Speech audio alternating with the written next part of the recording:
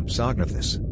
Compsognathus, /kmpsnθs/ Greek kompsos /kathomicron musi sigma, elegant, refined or dainty, and gnathos gamma nu theta omicron sigma, jaw, is a genus of small, bipedal, carnivorous theropod dinosaur.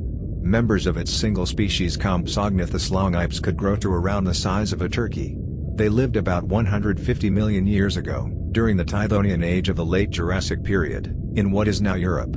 Paleontologists have found two well-preserved fossils, one in Germany in the 1850s and the second in France more than a century later. Today, C. longipes is the only recognized species, although the larger specimen discovered in France in the 1970s was once thought to belong to a separate species and named C. corallestris.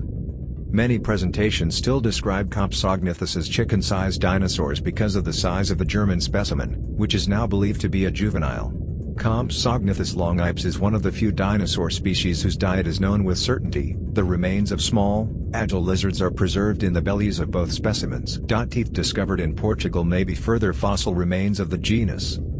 Although not recognized as such at the time of its discovery, Compsognathus is the first theropod dinosaur known from a reasonably complete fossil skeleton. Until the 1990s, it was the smallest known non-avialan dinosaur, with the preceding centuries incorrectly labeling them as the closest relative of Archaeopteryx. Discovery and species. Compsognathus is known from two almost complete skeletons. The German specimen number BSP as I-563, stems from limestone deposits in Bavaria and was part of the collection of the physician and fossil collector Joseph Oberndorfer. Oberndorfer lent the specimen to paleontologist Johann A. Wagner, who published a brief discussion in 1859, where he coined the name Compsognathus longipes. Wagner did not recognize Compsognathus as a dinosaur, but instead described it as one of the most curious forms among the lizards. He published a more detailed description in 1861. In 1866, Oberndorfer's collection, including the Compsognathus specimen, was acquired by the Paleontological State Collection in Munich. Both the year of discovery and the exact locality of the German specimen are unknown, possibly because Oberndorfer did not reveal details of the discovery to prevent other collectors from exploiting the locality. Weathering of the slab on which the fossil is preserved indicates that it was collected from a pile of waste rock left behind by quarrying. The specimen either stems from Jackenhausen or the region Riedenburg-Klheim. All possible localities are part of lagoonal deposits of the Painton Formation, and date to the latest part of the late Kimmeridgian or the earlier part of the early Tithonian. In the Jurassic, the region was part of the Sonhofen archipelago. The limestone of the area, the Sonhofen limestone, had been quarried for centuries, and yielded such well-preserved fossils as Archaeopteryx with feather impressions and pterosaurs with imprints of their wing membranes. In two publications in 1868 and 1870, Thomas Huxley, a major proponent of Charles Darwin's theory of evolution, compared Compsognathus with Archaeopteryx, which was considered the earliest known bird. Following earlier suggestions by Carl Gegenbohr and Edward Drinker Cope, Huxley found that Archaeopteryx was closely similar to Compsognathus, and referred to the latter as a bird-like reptile. He concluded that birds must have evolved from dinosaurs, an assessment that established Compsognathus as one of the most widely known dinosaurs. The specimen has since been studied by many prominent paleontologists, including Othniel Charles Marsh, who visited Munich in 1881. The German paleontologist J.G. Bauer, who worked as an assistant of Marsh, removed the right ankle from the slab for illustration and study. This removed part got lost since. Although Bauer published a detailed study of the ankle in 1882, which is now the only available source of information of this part of the skeleton, his reconstruction was later found to be inconsistent with corresponding impressions on the slab.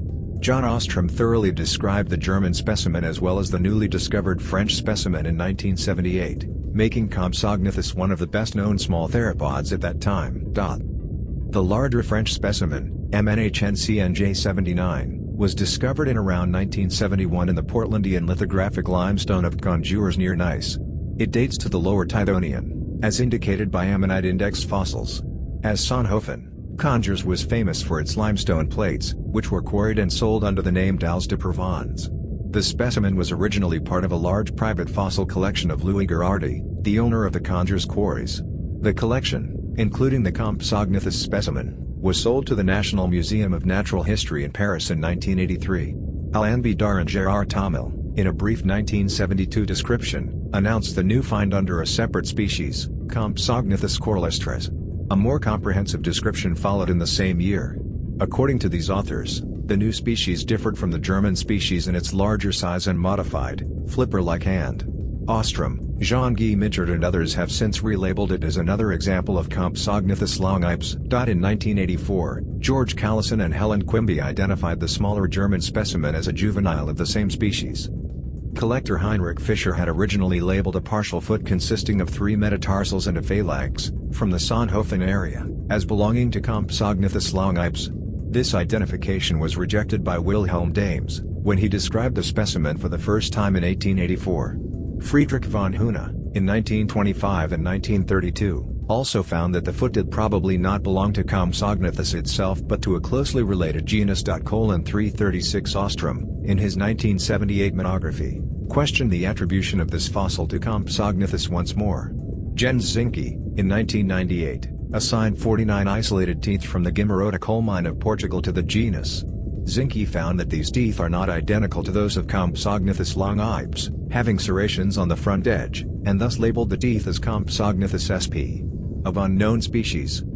Description: for decades, Compsognathus was known as the smallest known non-avian dinosaur, although some dinosaurs discovered later, such as Mahakala and Microraptor, were even smaller. The German specimen was estimated to be 70 to 75 centimeters, 28 to 30 in, and 89 centimeters, 35 in length by separate authors, while the larger French specimen was estimated at 1.25 meters, 4 feet 1 in, and 1.4 meters, 4 feet 7 in length. The height at the hip has been estimated at 21 centimeters, 8.3 in, for the German specimen and at 29 centimeters, 11 in, for the French specimen. The German specimen was estimated to have weighed 0.32 kilograms, 0.71 pounds, and 0.58 kilograms, 1.3 pounds, and the French specimen 2.5 kilograms, 5.5 pounds, and 3.5 kilograms, 7.7 pounds. Compared to other Compsognathets, the larger French specimen would have been similar in size to larger Sinosauropteryx specimens, but smaller than Compsognathus and Myriskia. Compsognathus were small, bipedal animals with long hind legs and longer tails, which they used for balance during locomotion. The forelimbs were smaller than the hindlimbs. The hand bore 2 large, clawed digits and a third, smaller digit that may have been non-functional. Their delicate skulls were narrow and long, with tapered snouts. The skull had 5 pairs of fenestrae, skull openings, the largest of which was for the orbit, eye socket, with the eyes being larger in proportion to the rest of the skull. The lower jaw was slender and had no mandibular fenestra, a hole in the side of the lower jawbone commonly seen in archosaurs. The teeth were small and pointed, suited for its diet of small vertebrates and possibly other small animals, such as insects. The German specimen had 3 teeth in each premaxilla, front bone of the lower jaw, 15 or 16 teeth in each maxilla, and 18 teeth in the lower jaw. The French specimen had more teeth, including 4 in each premaxilla, 17 or 18 in the maxilla, and at least 21 teeth in the dentary. Compsognathets were unique among theropods in having tooth crowns that curved backwards at 2/3 of their height, while their mid-parts were straight. Also, the crowns had expanded bases. In Compsognathus, the frontmost teeth of the upper and lower jaws were unserrated, while those further back had fine serrations on their rear edges. In the German specimen, the crowns were around 2 times higher than wide in the front of the jaws but diminished in height further back, with the last tooth about as high as wide. The German specimen also shows a diastema, tooth gap, behind the first 3 teeth of the premaxilla. As such a gap was not present in the French specimen, Peyer suggested that additional teeth were possibly present in this region in the German specimen. The number of digits on the hand of Compsognathus has been a source of debate. For much of its history, Compsognathus was typically depicted with 3 digits, as is typical for theropods. However, the type specimen only preserved phalanges from the first 2 digits, leading to the suggestion that Compsognathus bore only 2 functional digits, with the third metacarpal being extremely slender and reduced. Study of the French specimen indicated that the third digit bore at least 1 or 2 small phalanges. However, there remains no evidence for an unugal phalanx on the third digit, so the digit may have been reduced and non-functional. Integument.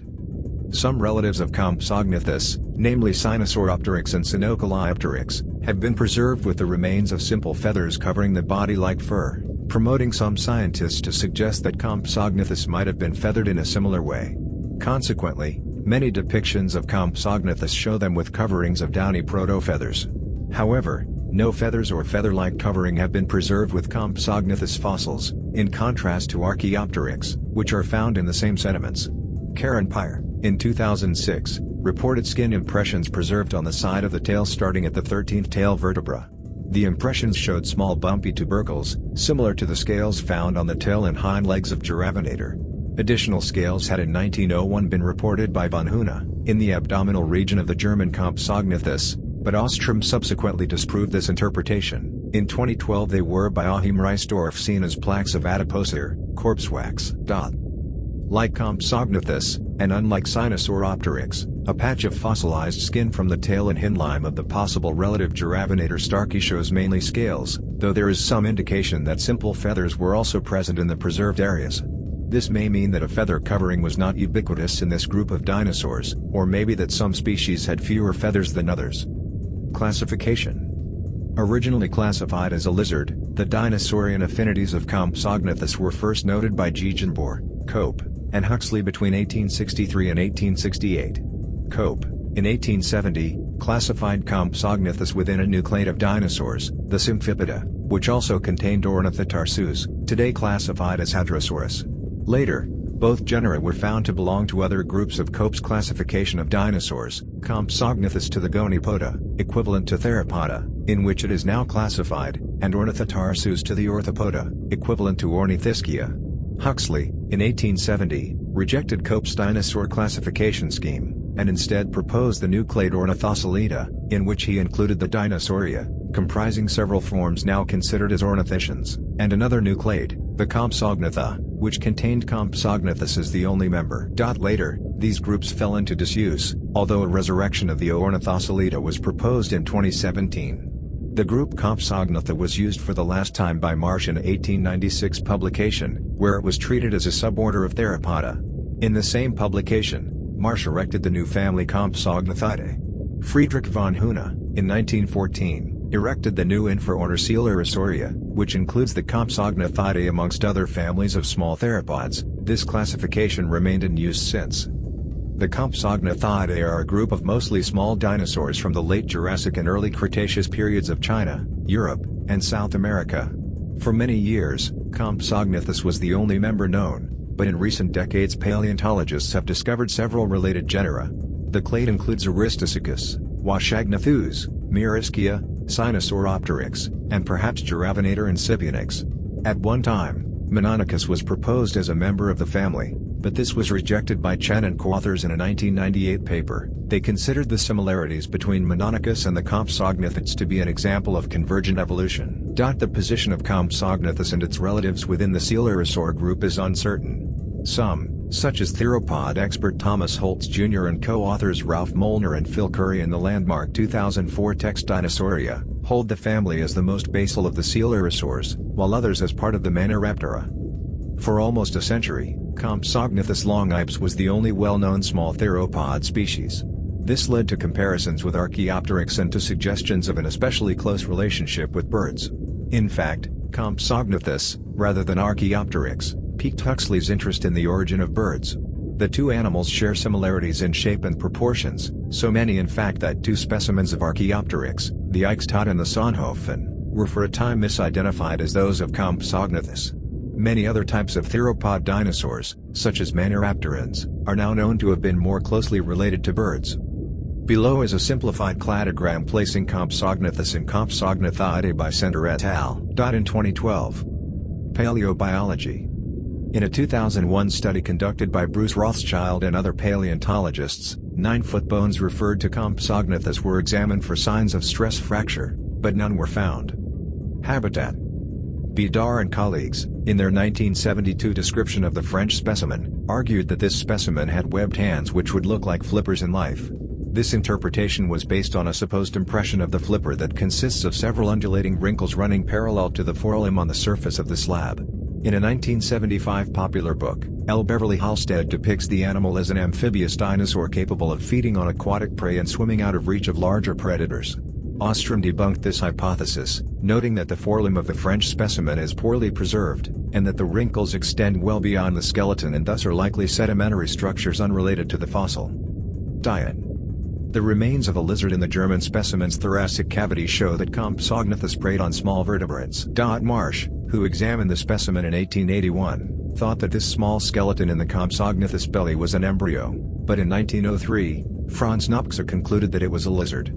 Ostrom identified the remains as belonging to a lizard of the genus Bavarisaurus, which he concluded was a fast and agile runner owing to its long tail and limb proportions. This in turn led to the conclusion that its predators, Compsognathus, must have had sharp vision and the ability to rapidly accelerate and outrun the lizard.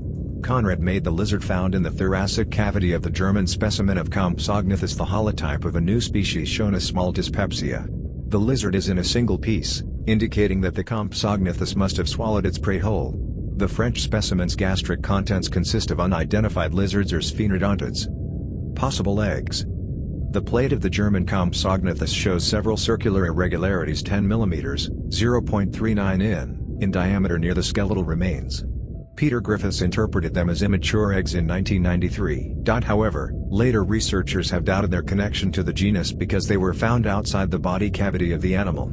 A well-preserved fossil of a Sinosauropteryx, a genus related to Compsognathus, shows two oviducts bearing two unlaid eggs. These proportionally larger and less numerous eggs of Sinosauropteryx cast further doubt on the original identification of the purported Compsognathus eggs. In 1964, German geologist Karl Werner Berthel had explained the discs as gas bubbles formed in the sediment because of the putrefaction of the carcass. Speed. In 2007, William Sellers and Philip Manning estimated a maximum speed of 17.8 meters per second, 40 miles per hour, based on a computer model of the skeleton and muscles. This estimate has been criticized by other scholars. Paleo Environment. During the late Jurassic, Europe was a dry, tropical archipelago at the edge of the Tethys Sea. The fine limestone in which the skeletons of Compsognathus have been found originated in calcite from the shells of marine organisms. Both the German and French areas where Compsognathus specimens have been preserved were lagoons situated between the beaches and coral reefs of the Jurassic European islands in the Tethys Sea. Contemporaries of Compsognathus longipes include the early avialan Archaeopteryx lithographica and the pterosaurs Rhamphorhynchus muadsteri and Pterodactylus antiquus.